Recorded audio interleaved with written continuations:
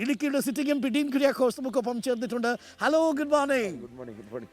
കൂടുതൽ സുന്ദരനായിട്ടുണ്ട്. കഴിഞ്ഞ തവണ ഞാൻ കാണുന്നതിനേക്കാൾ കുറച്ചുകൂടി ഒരു ഉന്മേഷ ഊർജ്ജമൊക്കെ വന്നിട്ടുണ്ട്. രാവിലെ ആയതുകൊണ്ട് വൈകുന്നേരം ആകുമ്പോഴേക്കും ഒരു പരുവാവും അല്ലേ? നല്ല ചൂടുണ്ട്. നല്ല ചൂടാണ് അല്ലേ? അപ്പോൾ നമുക്ക് ഒന്നും കൊണ്ടിരിക്കാം. ഞങ്ങൾ ഇതിൻ്റെ ഒരു ബാക്ക്ഗ്രൗണ്ട് കിട്ടാൻ വേണ്ടിയിട്ടാണ് ഇവിടെ വന്നത്. ഇവിടെ ഈ മഹേഷിൻ്റെ പ്രതികാരം എന്ന സിനിമ ഇവിടെയാണ് ഷൂട്ട് ചെയ്തത് അല്ലേ? ഈ ഗ്രൗണ്ടിലാണ് ഷൂട്ട് ചെയ്തത്. പ്രേക്ഷകർ ഓർമ്മിക്കുന്നത് അത് ആ സംഘടന സീനാണ് അല്ലേ? മഹേഷിൻ്റെ പ്രതികാരത്തിൽ ഫഹദ് ഫാസിലും ആ വില്ലനും തമ്മിലുള്ള സംഘടനം ചിത്രീകരിച്ച ഒരു പ്രദേശമാണുള്ളത്. നമുക്ക് ഇങ്ങോട്ട് നിൽക്കാം. ഈ കുതിരയെ ഓർമ്മയുണ്ടോ? ഡീൻ കുര്യാക്കോസ് പൊളിറ്റിക്കൽ സയൻസ് ആയിരുന്നില്ലേ? ഞങ്ങൾ രണ്ടുപേരും ഒരു വിഷയം പഠിച്ചത്. PhD മഹാത്മാഗാന്ധി സർവകലാശാലയിൽ സെൻട്രൽ യൂണിവേഴ്സിറ്റി കാസർഗോഡ് നിന്നാണ് കിട്ടിയത്. വിഷയം ഏതായിരുന്നു?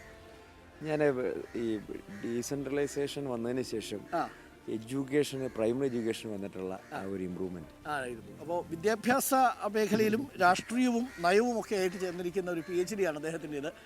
വലിയ സന്തോഷമുണ്ട്. ഒരു പൊളിറ്റിക്കൽ സയൻസിൽ നമ്മുടെ പ്രധാനമന്ത്രിയും പൊളിറ്റിക്കൽ സയൻസ് ആണ് എന്ന് പറയുന്നു. ഇതുവരെ സർട്ടിഫിക്കറ്റ് നമുക്ക് കിട്ടിയിട്ടില്ല എന്നുള്ളത് കൊണ്ടാണ്. അതവിടെ നിൽക്കട്ടെ. അപ്പോൾ നമ്മൾ ഈ ഡാമിനെ കുറിച്ചാണ്. ഈ ഡാമേ അടച്ചിട്ടിരിക്കുന്നു എന്ന് കുറേ ആളുകൾ വന്ന് എന്നോട് പരാതി പറഞ്ഞു. അപ്പോൾ ഈ ഡാം അടച്ചിട്ടിരിക്കുന്നത് കൊണ്ട് ഇവിടെയുള്ള വിനോദസഞ്ചാര മേഖല അവിടെ മുരടിച്ച് നിൽക്കുകയാണ്. അതിൽ MP എന്തെങ്കിലും ചെയ്യുമോ എന്ന് ചോദിക്കണം എന്നെ അടുത്ത് പറഞ്ഞു. അപ്പോൾ ഇടുക്കിക്കാരോട് ഒരു ആവശ്യം ചോദിച്ചുകൊണ്ട് ഞാൻ തുടങ്ങി. സ്റ്റേറ്റ് ഗവൺമെൻറ്റിൻ്റെ ഒരു ഇലക്ട്രിസിറ്റി ബോർഡിൻ്റെ ഒരു ഡിസിഷനാണത്. അത് ഇവിടെ ഒരു സുരക്ഷാ പ്രശ്നവുമായി ബന്ധപ്പെട്ട് സത്യത്തിൽ അതൊരു അനാവശ്യമായ ഒരു അടച്ചിടലായിരുന്നു അല്ലേ? ഏതെങ്കിലുമൊക്കെ ഒരാൾ എന്തെങ്കിലും പറഞ്ഞു എന്ന് വിചാരിച്ചുകൊണ്ട് അത് അല്ലെങ്കിൽ ഏതെങ്കിലും ഒരു ചെറിയൊരു കാര്യത്തിന്റെ പേരിൽ അങ്ങനെ അനുമതി നിഷേധിക്കേണ്ട തുറന്നിരുന്നെങ്കിൽ കൂടുതൽ വിനോദസഞ്ചാരികൾ വരുമായിരുന്നു. ഈ ആർച്ച് ഡാം എന്ന രീതിയിൽ ലോകത്തിൽ ഇതിന് വലിയൊരു പ്രാധാന്യമുണ്ടല്ലോ. തീർച്ചയായിട്ടും. കാരണം ഇതാണല്ലോ ഇടുക്കിയുടെ ഒരു ട്രേഡ് മാർക്കെന്നോ അല്ലെങ്കിൽ ഇടുക്കിയുടെ ഒരു പ്രത്യേകതയെന്നോ പറയാനുള്ള കാര്യം ടൂറിസമാണ്. അപ്പോൾ ഈ ഇടുക്കിയിലെ പ്രചരണ പ്രവർത്തനങ്ങളൊക്കെ ആരംഭിക്കുക. പൊതുവേ ഇടുക്കിക്കാർ അതിരാവിലെ എഴുന്നേൽക്കുന്നവരല്ലാന്ന് കേട്ടിട്ടുണ്ട്, ഈ തണുപ്പൊക്കെ ഉള്ളതുകൊണ്ട്. പക്ഷേ ഈ കർഷക പണിക്കൊക്കെ പോകുന്നവർ രാവിലെ എഴുന്നേൽക്കുന്നുണ്ടോ? പിന്നെ അത് തെറ്റാണ്. ഇടുക്കിക്കാരെ ഏറ്റവും രാവിലെ എഴുന്നേറ്റ് പണിക്ക് പോകും, തൊഴിലാളികൾ തോട്ടത്തിൽ പോകും, അങ്ങനെ എല്ലാ രംഗത്തും സജീവമാണ്. ഈ വന്യമൃഗജീവി ആക്രമണം വന്നതിന് ശേഷം വലിയ പ്രശ്നം ഉണ്ടാകുന്നുണ്ട്. ഒരു ചെറിയ ഭീതിയുണ്ടോ ആളുകൾ? തീർച്ചയായിട്ടും അതുണ്ട്. അതിന്റെ പേരിൽ ഉണ്ടാകുന്ന ബുദ്ധിമുട്ടാണ് ഇപ്പോൾ ഇടുക്കി നേരിടുന്ന ഏറ്റവും വലിയ പ്രശ്നം. എവിടെയാണ്, എങ്ങനെയാണ്, എന്താണ് പ്രശ്നം എന്നൊന്നും നമുക്ക് പറയാൻ പറ്റാത്ത. ഓരോ ദിവസം നേരം വെളുത്തേക്കുമ്പോൾ എന്നെ പോലെയുള്ള ആളുകൾ ഇന്നൊന്നും ഉണ്ടാവരുത് എന്ന് പ്രാർത്ഥിച്ചുകൊണ്ടാണ്. നമ്മൾ കുതിരയെക്കുറിച്ച് പറഞ്ഞപ്പോഴാണ് ഇത് ഞങ്ങൾ കോട്ടയത്ത് നിന്നാണ് യാത്ര തുടങ്ങിയത്. അപ്പോൾ ഈ കുതിരയും രാഷ്ട്രീയവും തമ്മിലൊരു ബന്ധമുണ്ടല്ലോ. ഇപ്പോൾ നമ്മൾ ഏറ്റവും കൂടുതൽ കേൾക്കുന്നൊരു പദമാണ് കുതിര കച്ചവടം എന്നുള്ളത്. അപ്പം നമ്മൾ അതുകൊണ്ടാണ് കുതിരയുമായിട്ടൊരു പര്യടനത്തിന് ഇറങ്ങിയത്. കേരളത്തിലെ ഏകദേശം എല്ലാ മണ്ഡലങ്ങളുടെയും പര്യടനം പൂർത്തിയാക്കി. 3 മണ്ഡലങ്ങളെ ബാക്കിയുള്ളൂ. അപ്പോൾ യാത്രയിൽ ഒരുപാട് അനുഭവങ്ങൾ നമുക്ക് കിട്ടിയിട്ടുണ്ട്. നമുക്കൊന്ന് പതുക്കെ നടന്നാലോ? രാവിലെ എക്സസൈസ് ഉണ്ടോ? ഇപ്പം ഇലക്ഷൻ തുടങ്ങിയതിന് ശേഷം രാവിലെ ഞാൻ എല്ലാ ദിവസവും ഒരു 20 മിനിറ്റ് ജോയിങ്. വെയിറ്റ് തടിയൊന്നും കൂടിയിട്ടില്ല. ഡീനെ കാണുമ്പോൾ അതേ വെയിറ്റ് തന്നെ. എത്രയുണ്ട്? 68, 69, 70. 1 കിലോ കൂടെ കൂടിയിട്ടുണ്ട്. അത്രേ ഉള്ളൂ.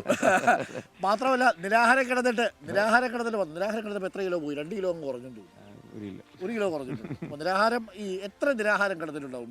ഞാനിത് 6ാമത്തെ നിരാഹാരമാണ് ഇടുക്കിയിൽ. 6ാമത്തെ നിരാഹാരം വന്യജീവി ആക്രമണവുമായി ബന്ധപ്പെട്ടുകൊണ്ടുള്ള അല്ലേ നിരാഹാരമായിരുന്നു.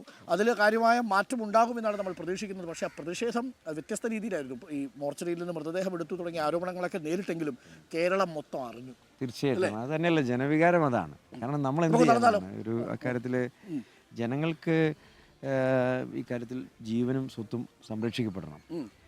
പക്ഷെ ഗവൺമെൻറ് ഒന്നും ചെയ്യുന്നില്ല എന്നുള്ളതാണ്. കാരണം ഇപ്പം മറ്റു സംസ്ഥാനങ്ങളെയൊക്കെ മാതൃകയാക്കിക്കൊണ്ട് ഒരുപിടി കാര്യങ്ങൾ ഈ വിഷയത്തിൽ ചെയ്യാനുണ്ട്. ഇപ്പോൾ ഇവിടെ തന്നെ ഒരു ഉദാഹരണമുണ്ട്. ഉമ്മൻചാണ്ടി സാറ് മുഖ്യമന്ത്രിയായിരുന്ന കാലഘട്ടത്തിലാണ് മാങ്കുളത്ത് ക്രാഷ് കാർഡ് ഫെൻസിങ് ഏർപ്പെടുത്തിയത്.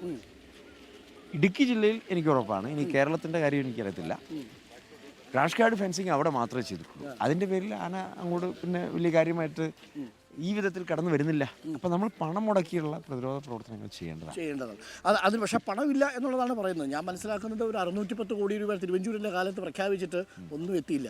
42-50 കോടി രൂപയാണ് ഈ സംഘർഷങ്ങളുമായി ബന്ധപ്പെട്ട് ആക്രമണവുമായി ബന്ധപ്പെട്ട് പ്രതിരോധിക്കാൻ സർക്കാരിൻ്റെ കയ്യിലുള്ളത്. അതെ, അതാണ് ലാസ്റ്റ് ബഡ്ജറ്റിൽ വന്നത്. അതുകൊണ്ടൊന്നും ആകാൻ പോകുന്നില്ല. നമ്മൾ പൊതുവെ എങ്ങനെയാണ് രണ്ടാമത്തെ ഒരു തെരഞ്ഞെടുപ്പിനെ അഭിമുഖീകരിക്കുന്ന സമയത്ത് ഒരു കോൺഫിഡൻസ് കൂടിയോ അതോ ഈ പരീക്ഷ എഴുതാൻ പോകുന്ന പോലെ PhD ഓപ്പൺ ഡിഫൻസിന് പോകുന്ന സമയത്ത് ടെൻഷൻ ഉണ്ടല്ലോ അതുപോലാണോ? അല്ലല്ല, ഈ കാര്യത്തിൽ എനിക്ക് 100% ആത്മവിശ്വാസമുണ്ട്. കാരണം ഇപ്പോൾ തെരഞ്ഞെടുപ്പ് ഞാൻ സ്ഥാനാർത്ഥിയാകുന്നത് 2014 ആദ്യത്തേത് പരാജയമായിരുന്നു. പക്ഷേ രണ്ടാമത്തത് നല്ല വിജയം നമുക്ക് നേടിയെടുക്കാൻ കഴിഞ്ഞു. ഇത് 3ാമത്തെ മത്സരമാണ്. തീർച്ചയായിട്ടും ഇന്നത്തെ രാഷ്ട്രീയ സാഹചര്യങ്ങളും കഴിഞ്ഞ 5 വർഷക്കാലം പ്രവർത്തിച്ചതിൻ്റെ ആ ഒരു ആത്മവിശ്വാസം ഞാൻ എപ്പോഴും ജനങ്ങളോടൊപ്പം നിന്നിട്ടുണ്ട്. ജോയ്സിന്റെ പ്രതികാരം പോലെ ആവൂ. ജോയ്സിനെ അടിച്ച് താഴെ ഇട്ടിട്ടാണ് കഴിഞ്ഞ തവണ പാർലമെന്റ് കയറിയത്. രാഷ്ട്രീയമല്ലേ. അപ്പൊ ഈ ഇത്തവണ സാഹചര്യം അനുകൂലമാണ് എന്നതാണോ ആദ്യത്തെ വിലയിരുത്തൽ? 100%. പിന്നെ ഇടുക്കി പാർലമെന്റ് നിയോജക മണ്ഡലത്തെ സംബന്ധിച്ചിടത്തോളം ഒരു UDF അനുകൂല വേവുള്ള ഒരു സ്ഥലമാണിത്. പക്ഷേ അതിലുപരിയായി ഇന്നത്തെ ദേശീയ രാഷ്ട്രീയ പശ്ചാത്തലം, സംസ്ഥാന തലത്തിലുള്ള രാഷ്ട്രീയ സാഹചര്യം, അതിലുപരി ഇടുക്കി ജില്ലയോടൊരു യുദ്ധപ്രഖ്യാപനം പോലെ ഈ ഗവൺമെൻറ്റിൻ്റെ പല തീരുമാനങ്ങളും അതിൻ്റെ പേരിലുണ്ടായിട്ടുള്ള ബുദ്ധിമുട്ടുകളാണ് ഇവിടുത്തെ സജീവമായ രാഷ്ട്രീയ വിഷയം. അതോടൊപ്പം തന്നെ കഴിഞ്ഞ 5 വർഷക്കാലം പ്രവർത്തിക്കാൻ സാധിച്ചതിൻ്റെ ആ ഒരു ആത്മവിശ്വാസം, നിരവധിയായ വികസന പദ്ധതികളും, അതോടൊപ്പം തന്നെ അവരോടൊപ്പം ജനങ്ങളോടൊപ്പം എല്ലാ കാര്യങ്ങളും നിന്നിട്ടുണ്ട് എന്നുള്ളൊരു